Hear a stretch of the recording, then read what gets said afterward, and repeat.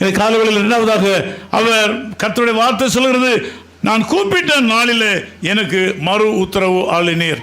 இந்த காலவெளியில் அநேகர் பல காரியங்களுக்காக ஜெபம் பண்ணி அவை கிடைக்காதனால ஜெபத்திற்கு பவர் இல்லை என்று, ஜெபத்திற்கு வல்லமை இல்லை என்று சந்தேக மனத்தோடு கூட தேவனுடைய ஆலயத்துக்கு வந்திருக்கலாம்.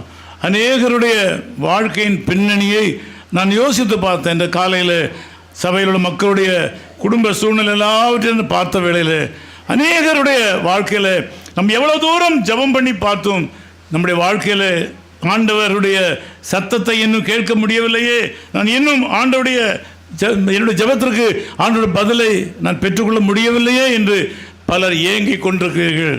இன்னைக்கு காலையில் ஆண்டவர் சொல்கிறார், என் அன்பு மகளே மகனே, இந்த வேதத்தில் பார்க்கும்போது ஏராளமான தேவ மனிதர்கள் தேவ மனுஷிகள் ஆண்டவரை நோக்கி கூப்பிட்ட வேளையில் ஆண்டவர் அவளுக்கு மறு உத்தரவு அருளி இருக்கிறார்.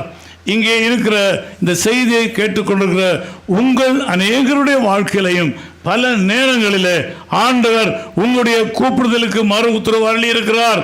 நீங்கள் படிப்பிலே பின்தங்கி இருந்த நாட்களிலே உங்களுக்கு அறிவு வேண்டும் என்று நீங்கள் ஆண்டவரத்தில் கேட்ட வேளையில் அவர் உங்களுக்கு ஞானத்தை கொடுத்தார், மற்றவர்களை காட்டிலும் ஞானத்தை கொடுத்தார்.